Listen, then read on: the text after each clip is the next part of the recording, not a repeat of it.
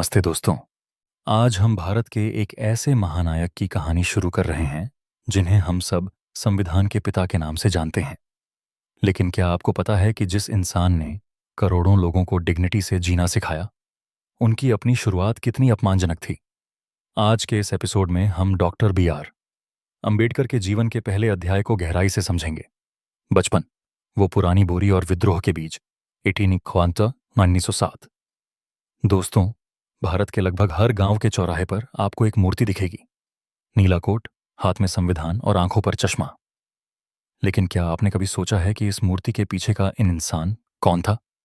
आज हम इतिहास के उन पन्नों को पलटेंगे जो अक्सर स्कूल की किताबों में नहीं पढ़ाए जाते। यह कहानी सिर्फ एक पॉलिटिशियन की नहीं है। यह कहानी है उस 9 साल के बच्चे की जो चिलचिलाती धूप में प्यासा खड़ा है, पर नल को हाथ नहीं लगा सकता क्योंकि उसके छूने भर से पानी अपवित्र हो जाता। अंबेडकर का जन्म 14 अप्रैल 1891 को मध्य प्रदेश के महू, मेहाव में हुआ था। उनके पिता का नाम रामजी मालोजी सकपाल था और माता का नाम भीमाबाई। भीमराव अपने माता पिता की 14वीं और आखिरी संतान थे। लेकिन दोस्तों, विडंबना देखिए, उनके पूर्वज पीढ़ियों से ब्रिटिश ईस्ट इंडिया कंपनी की सेना में काम कर रहे थे और उनके पिता खुद सेना में सूबेदार के रैंक पर थे। एक फौजी परिवार होने के बावजूद समाज की नजर में वे केवल महार थे, एक ऐसी जाति जिसे अछूत माना जाता था। जैसे जैसे भीम बड़ा हुआ, उसे समझ आने लगा कि दुनिया उसके घर जैसी नहीं है। जब वे सतारा के सरकारी स्कूल में गए तो वहां उनके साथ जो हुआ वो किसी भी बच्चे के मानसिक विकास को तोड़ सकता था। अंबेडकर और अन्य अछूत बच्चों को क्लास के अंदर बैठने की इजाजत नहीं थी। उन्हें क्लास के बाहर गलियारे में एक पुरानी बोरी, गनी सैक, पर बैठना पड़ता था। और जानते हैं सबसे अजीब बात क्या थी? उस बोरी को उन्हें रोज अपने साथ घर वापस ले जाना पड़ता था क्योंकि स्कूल का चपरासी उसे हाथ लगाना भी अपवित्रता समझता था। प्यास लगने पर स्थिति और भी भयानक हो जाती थी।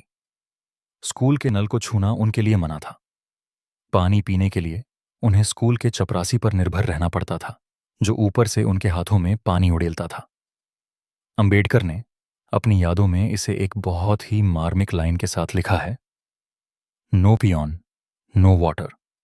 यानी जिस दिन चपरासी छुट्टी पर होता उस दिन भीमराव को पूरा दिन प्यासा रहना पड़ता था। सोचिए दोस्तों, एक तरफ उनके पिता सेना के बड़े अधिकारी थे और दूसरी तरफ स्कूल में उस बच्चे को एक अपराधी की तरह ट्रीट किया जाता था। अंबेडकर के जीवन का सबसे बड़ा टर्निंग पॉइंट आया 1901 की एक गर्मी की दोपहर में। भीम और उनका भाई अपने पिता से मिलने सतारा से कोरेगांव जा रहे थे। वे अच्छे कपड़े पहने हुए थे और स्टेशन मास्टर को लगा कि वे ब्राह्मण बच्चे हैं। जैसे ही स्टेशन मास्टर ने उनसे उनकी जात पूछी और भीम ने जवाब दिया कि वे महार हैं, तो मास्टर का चेहरा नफरत से भर गया। कोई भी बैलगाड़ी वाला उन्हें ले जाने को तैयार नहीं था। आखिरकार एक गाड़ीवान ने दोगुना डबल भार किराया लेकर उन्हें ले जाना स्वीकार किया, लेकिन इस शर्त पर कि गाड़ी भीम खुद चलाएंगे और ड्राइवर पैदल चलेगा ताकि वह अपवित्र न हो जाए। रास्ते में उन्हें भयानक प्यास लगी, लेकिन किसी ने उन्हें पानी नहीं दिया। अंबेडकर लिखते हैं कि उन्होंने एक टोल कलेक्टर को बुद्धू बनाने की कोशिश की कि वे मुसलमान हैं, लेकिन वहां भी उन्हें दुत्कार दिया गया। अंत में उन्हें सड़क किनारे जमा गंदे कीचड़ और जानवरों के पेशाब वाले गड्ढे से अपनी प्यास बुझानी पड़ी। 9 साल की उम्र में इस घटना ने भीमराव को यह सोचने पर मजबूर कर दिया कि आखिर क्यों उनके साथ ऐसा हो रहा है। भीम के घर का माहौल बाहर की दुनिया से बिल्कुल अलग था। उनके पिता कबीरपंथी थे। वे घर में कबीर के दोहे और भजन गाते थे जो समानता की बात करते थे, लेकिन साथ ही उनके पिता उन्हें रामायण और महाभारत की कहानियां भी सुनाते थे। यहीं से भीम के अंदर एक तर्कवादी, रैशनलिस्ट पैदा हुआ। जब उनके पिता द्रोणाचार्य या कर्ण की कहानियां सुनाते तो भीम सवाल करते थे। उन्हें कर्ण के साथ हुए अन्याय और कृष्ण की चालाकी पसंद नहीं आती थी। वे अपने पिता से पूछते थे, अगर राम और कृष्ण भगवान थे तो उन्होंने गलत काम क्यों किए? उनके पिता अक्सर इन सवालों पर खामोश हो जाते थे क्योंकि वे जानते थे कि उनके बेटे के अंदर एक वैचारिक विद्रोह जन्म ले चुका है। इसी दौरान एक बहुत ही दिलचस्प वाकया हुआ। भीमराव का असली सरनेम सकपाल था और स्कूल में उनका नाम अंबावडेकर लिखा गया था। लेकिन उनके एक ब्राह्मण शिक्षक थे, कृष्णाजी केशव अंबेडकर। वे भीम से बहुत प्यार करते थे और अक्सर उन्हें अपना लंच भी देते थे। उन्हीं शिक्षक ने स्कूल रिकॉर्ड में भीमराव का सरनेम बदलकर अपना सरनेम अंबेडकर दे दिया। यह फैक्ट हमें बताता है कि बाबा साहेब कभी भी ब्राह्मणों के खिलाफ नहीं थे। वे उस ब्राह्मणवाद, ब्राह्मणिज्म के खिलाफ थे जो भेदभाव सिखाता है। 1904 में भीमराव के पिता रिटायर हो गए और परिवार मुंबई के एक छोटे से कमरे चौल में शिफ्ट हो गया। गरीबी इतनी थी कि भीमराव के बड़े भाई को मजदूरी करनी पड़ी ताकि भीम पढ़ सके। 1907 में भीमराव ने मैट्रिक 10वीं पास किया। आज के समय में यह छोटी बात लग सकती है, लेकिन उस समय महार समुदाय के लिए यह किसी चमत्कार से कम नहीं था। उनकी सफलता का जश्न मनाने के लिए एक सार्वजनिक सभा रखी गई। इसी सभा में एक महान विद्वान दादा केलुस्कर ने भीमराव को एक खास तोहफा दिया, गौतम बुद्ध की जीवनी। यह वह पल था जिसने अंबेडकर के भविष्य की नींव रखी। उन्होंने पहली बार एक ऐसे धर्म के बारे में पढ़ा जिसने 2500 साल पहले जातिवाद को चुनौती दी थी। 1913 में जब भीमराव कोलंबिया यूनिवर्सिटी न्यूयॉर्क पहुंचे तो उनके साथ कुछ ऐसा ही हुआ। न्यूयॉर्क में पहली बार उन्हें इंसान होने का एहसास हुआ। वहां कोई उनसे उनकी जात नहीं पूछता था, कोई उनके छूने से पानी अशुद्ध नहीं मानता था। वहां उनकी मुलाकात हुई महान फिलॉसफर जॉन ड्यूई से। जॉन डेवी ने भीमराव को सिखाया कि लोकतंत्र, डेमोक्रेसी महज एक सरकार नहीं, बल्कि एसोसिएटेड लिविंग यानी साथ मिलकर जीने का एक तरीका है। अंबेडकर ने वहां सीखा कि समाज में कम्युनिकेशन यानी संवाद कितना जरूरी है। इसी दौरान 1916 में उन्होंने अपना पहला प्रसिद्ध रिसर्च पेपर पढ़ा, castes in India, there mechanism, genesis and development. क्या उन्होंने दुनिया को बताया कि भारत में जाति कोई काम का बंटवारा नहीं है, बल्कि यह डिवीजन ऑफ लेबरर्स यानी मजदूरों का बंटवारा है। न्यूयॉर्क के बाद Bhimrao London school of economics LSE पहुंचे। वहां उन्होंने अपनी प्रसिद्ध थीसिस लिखी, the problem of the rupee. दोस्तों, आज हम जिस reserve bank of India RBI पर गर्व करते हैं, उसकी वैचारिक नींव बाबा साहेब की इसी रिसर्च पर टिकी है। उन्होंने हिल्टन यंग कमीशन के सामने करेंसी की समस्याओं पर जो गवाही दी, वह आधुनिक भारत के आर्थिक इतिहास का सबसे महत्वपूर्ण पन्ना है। सोचिए, जो इंसान लंदन और अमेरिका की लाइब्रेरी में 18 घंटा, उसके पास खाने तक के पैसे नहीं होते थे, वो अक्सर सिर्फ एक कप चाय और पाव खाकर पूरा दिन गुजार देते थे। उनकी तपस्या महज डिग्री के लिए नहीं थी, बल्कि उस ज्ञान के लिए थी जिसे वो भारत के दबे कुचले लोगों के लिए हथियार बनाना चाहते थे। 1917 में भीमराव जब इतनी बड़ी डिग्रियां और ज्ञान लेकर भारत लौटे तो उन्हें लगा कि शायद समाज अब उन्हें सम्मान देगा। बड़ौदा के महाराजा ने उन्हें मिलिट्री सेक्रेटरी की नौकरी दी। लेकिन दोस्तों, यहीं से बाबा साहेब का सबसे डार्क फेज शुरू होता है। ऑफिस में उनके नीचे काम करने वाले चपरासी, जो सवर्ण थे, उन्हें हाथ में फाइल देने के बजाय उनकी मेज पर फेंक कर देते थे ताकि छुआछूत न हो जाए। ऑफिस के कालीन हटा लिए जाते थे ताकि भीमराव के चलने से वो अपवित्र न हो जाए। हद तो तब हो गई जब उन्हें पूरे बड़ौदा शहर में रहने के लिए घर नहीं मिला। अंत में वो एक पारसी सराय इन में नाम बदलकर रहने लगे। लेकिन कुछ ही दिनों में वहां के पारसियों को पता चल गया कि यह अछूत है। एक सुबह लाठियों और डंडों से लैस भीड़ सराय के बाहर जमा हो गई और उन्हें तुरंत बाहर निकलने की धमकी दी। भीमराव ने शहर के प्रभावशाली लोगों से मदद मांगी, लेकिन सबने मुंह फेर लिया।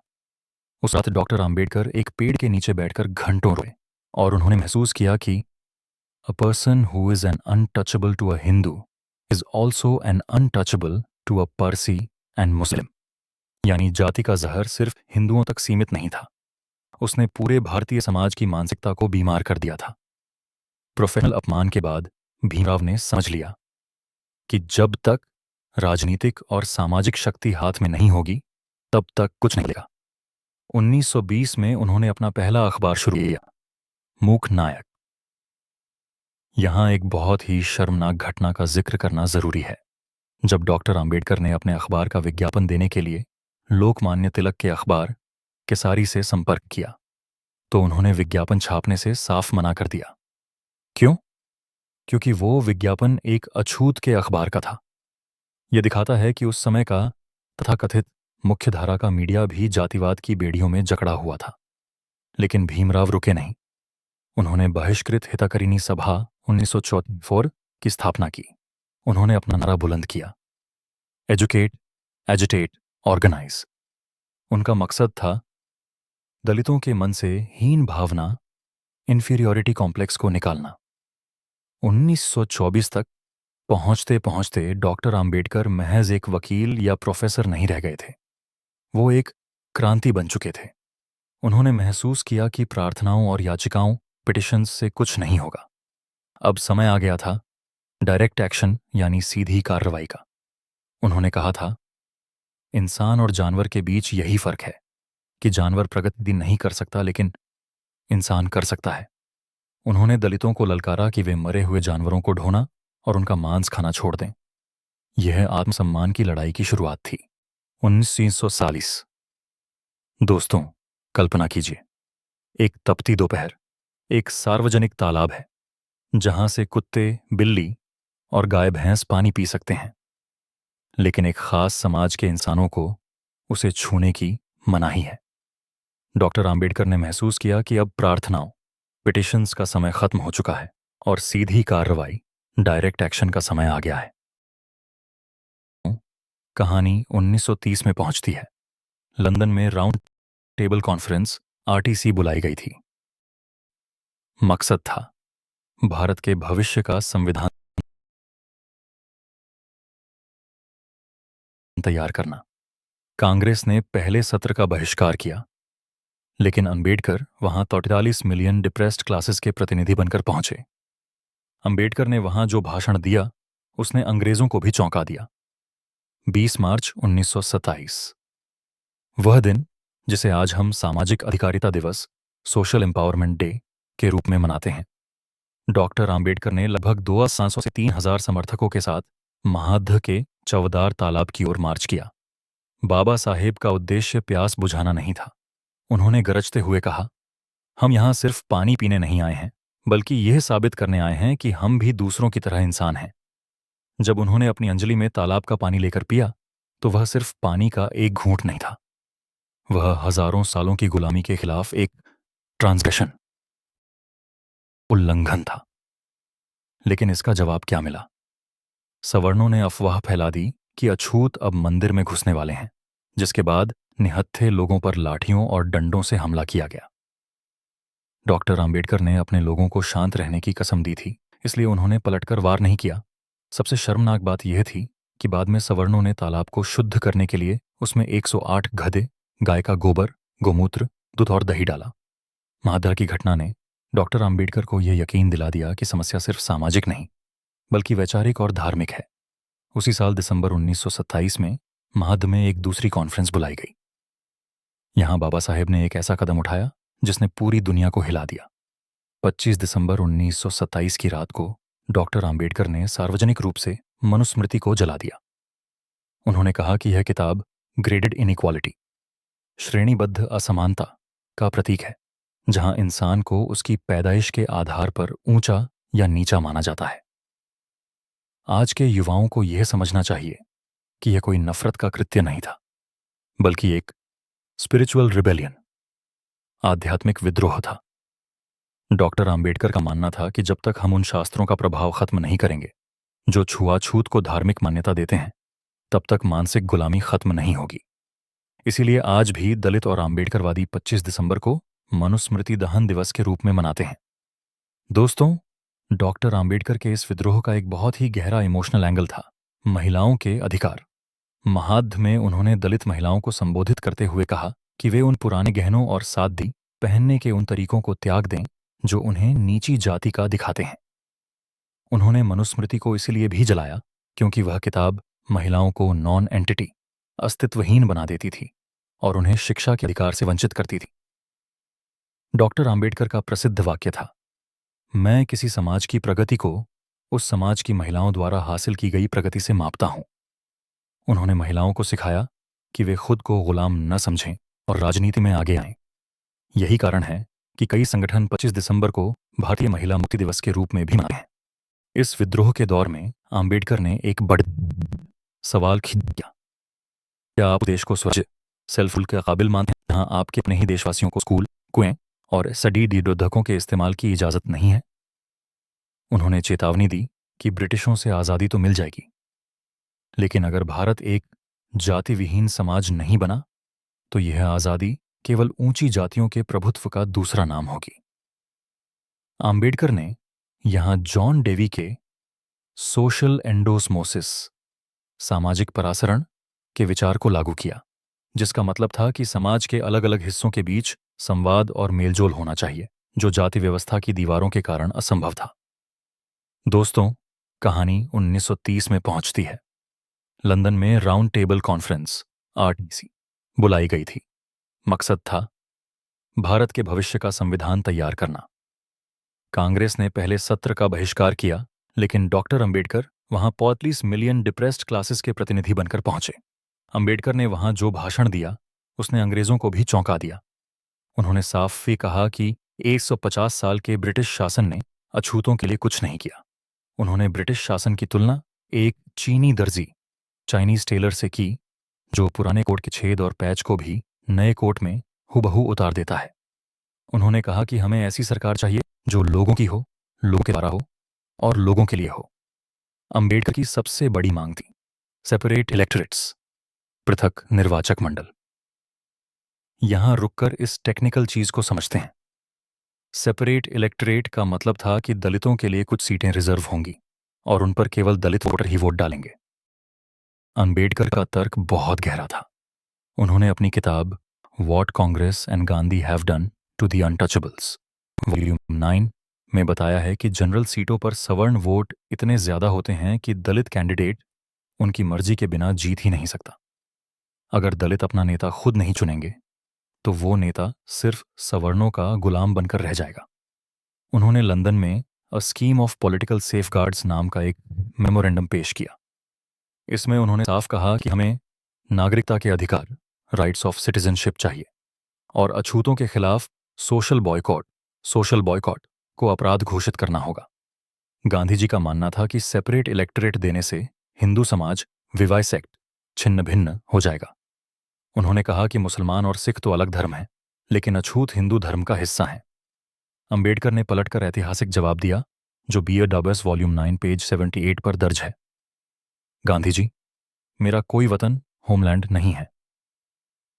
कोई भी आत्मसम्मान वाला अछूत इस देश पर गर्व कैसे कर सकता है जहां हमें कुत्तों बिल्लियों से भी बदतर समझा जाता है? गांधी जी ने चेतावनी दी कि अगर अछूतों को अलग निर्वाचक मंडल दिया गया तो वो अपनी जान दे देंगे। अगस्त 1932 में ब्रिटिश पीएम रैमसे मैकडोनाल्ड ने कम्युनल अवार्ड की घोषणा कर दी। इसमें अंबेडकर की मांग मानी गई। दलितों को 71 सीटें और डबल वोट का अधिकार मिला, यानी वो अपना नेता भी चुनेंगे और जनरल सीट पर सवर्णों के लिए भी वोट डालेंगे। यह अंबेडकर की महान जीत थी, लेकिन गांधी जी ने पुणे की यरवदा जेल में आमरण अनशन, फास्ट अनटू डेथ शुरू कर दिया। पूरे देश में हड़कंप मच गया। अंबेडकर को देशद्रोही और गांधी का हत्यारा कहा जाने लगा। अंबेडकर पर भारी दबाव था। गांधी के बेटे देवदास गांधी ने अंबेडकर से उनके पिता की जान बचाने की भीख मांगी। अंबेडकर के सामने एक भयानक दुविधा थी। एक तरफ एक महान नेता की जान थी और दूसरी तरफ उनके करोड़ों लोगों के सदियों के अधिकार। 24 सितंबर 1932 को अंततः पूना पैक्ट साइन हुआ। अंबेडकर ने सेपरेट इलेक्टोरेट की मांग छोड़ दी। बदले में सीटें 71 से बढ़ाकर 148 कर दी गईं, लेकिन अब चुनाव जॉइंट इलेक्टोरेट, संयुक्त निर्वाचन से होना था। अंबेडकर ने गांधी की जान तो बचा ली, लेकिन वो अंदर से टूट चुके थे। उन्होंने बाद में कहा कि यह समझौता कोअर्सिव दबाव वाला था। अपनी किताब what Congress and Gandhi have done to the touchables. Page 1 और 2 में उन्होंने एक बहुत ही प्रसिद्ध लाइन लिखी। कांग्रेस ने पूना पैक्ट का सारा जूस निकाल लिया और छिलका राइंड अछूतों के मुंह पर फेंक दिया। उनका डर सही साबित हुआ। 1927 के चुनावों में कांग्रेस ने अपने वफादार दलितों को खड़ा किया और सवर्णों के वोट से असली आंबेडकरवादी दलित नेताओं को हरा दिया। इसी को बाद में कांशीराम ने चमचा युग, ईरा ऑफ स्टूजेस, कहा। नमस्ते दोस्तों 1930 से 1935 के बीच बाबा साहेब ने नासिक के कालाराम मंदिर में प्रवेश के लिए एक लंबा सत्याग्रह चलाया। 15,000 वॉलंटियर्स, मिलिट्री बैंड और अटूट अनुशासन। लेकिन नतीजा, मंदिर के दरवाजे बंद रहे और सवर्णों ने पत्थर बरसाए। बाबा साहेब ने एक बहुत गहरी बात समझी। मंदिर में घुसना उनका मकसद कभी था ही नहीं। उन्होंने अपने साथी दादा साहेब गायकवाद को 1934 में एक खत में लिखा। Reference BAWS volume 17 part 3 page number 95। मैंने मंदिर प्रवेश आंदोलन इसलिए शुरू नहीं किया था कि मैं चाहता था कि अछूत मूर्ति पूजक बने, बल्कि इसलिए ताकि मैं उनमें चेतना जगा सकूं। उन्होंने महसूस किया कि हिंदू धर्म के किले में घुसने की कोशिश बेकार है, क्योंकि इसकी दीवारें हजारों साल पुरानी नफरत से बनी हैं। यहीं से उन्होंने अपना रास्ता बदलने का फैसला किया। अक्टूबर 1920, नासिक का येवला शहर। 10,000 लोगों की भीड़ के सामने बाबा साहेब मंच पर खड़े हुए। उनकी आवाज में वर्षों का दर्द और विद्रोह था। उन्होंने वो ऐतिहासिक वाक्य कहा जो आज भी हर दलित बस्ती की दीवारों पर लिखा मिलता है। मैं हिंदू पैदा तो हुआ हूं, यह मेरे बस में नहीं था, लेकिन मैं हिंदू मरूंगा नहीं। पूरे देश में सन्नाटा छा गया। महात्मा गांधी ने इसे अविश्वसनीय, अनबिलीवेबल कहा और कहा कि धर्म कोई घर या चोगा नहीं है जिसे जब चाहे बदल लिया जाए। लेकिन आंबेडकर का जवाब साफ था। जिस धर्म में इंसान को कुत्ता समझा जाए वो घर नहीं, जेल है। 1936 में लाहौर के जात पात तोड़क मंडल, एक सवर्ण हिंदू सुधारक संस्था, ने आंबेडकर को अध्यक्ष बनने के लिए बुलाया। बाबा साहेब ने अपना अध्यक्षीय भाषण लिखकर भेजा। जैसे ही आयोजकों ने भाषण पढ़ा, उनके हाथ पांव फूल गए। आंबेडकर ने सिर्फ छुआछूत पर हमला नहीं किया था, उन्होंने वेदों और शास्त्रों को डायनामाइट से उड़ाने की बात कही थी। मंडल के सचिव संत राम ने उनसे विनती की कि वे वेद शब्द हटा दें, लेकिन आंबेडकर ने साफ कह दिया, मैं अपने भाषण का एक कॉमा भी नहीं बदलूंगा। नतीजा, कॉन्फ्रेंस कैंसिल हो गई। आंबेडकर ने वो भाषण अपनी जेब से 1,500 रुपये लगाकर किताब के रूप में छापा। नाम दिया अनाइलेशन ऑफ कास्ट जमीन। इस किताब में उन्होंने वो मशहूर मिसाल दी, हिंदू समाज एक ऐसी बहुमंजिला इमारत है जिसमें कोई सीढ़ी नहीं है। जो जिस मंजिल पर पैदा हुआ उसे वहीं मरना है। उन्होंने तर्क दिया कि जाति श्रम का विभाजन डिवीजन ऑफ लेबर नहीं, बल्कि श्रमिकों का विभाजन डिवीजन ऑफ लेबरर्स है। येवला की घोषणा के बाद अगले 21 साल तक बाबा साहेब ने दुनिया के हर धर्म को बारीकी से पिरा। उनके पास कई ऑफर आए। निजाम ने इस्लाम के लिए दौलत की पेशकश की, ईसाइयों ने मिशनरी सपोर्ट का वादा किया। लेकिन आंबेडकर एक सच्चे राष्ट्रवादी नेशनलिस्ट थे। वे नहीं चाहते थे कि उनके लोग किसी विदेशी धर्म को अपनाकर भारत की संस्कृति से कट जाएं। एक समय ऐसा आया जब वे सिख धर्म के बहुत करीब पहुंच गए थे। उन्होंने अमृतसर के स्वर्ण मंदिर में अपने बेटे और भतीजे को भी भेजा। लेकिन फिर उन्हें एहसास हुआ कि अगर करोद्धों दलित सिख बन गए तो पंजाब की जमीन पर कब्जा रखने वाले सवर्ण झट उन्हें कभी बराबरी का हक नहीं देंगे। अंत में उन्होंने अपना रुख बुद्ध की ओर मोड़ा, क्योंकि बुद्ध का धर्म वैज्ञानिक, तार्किक और मानवतावादी था। तो दोस्तों, पार्ट 1 यहां खत्म।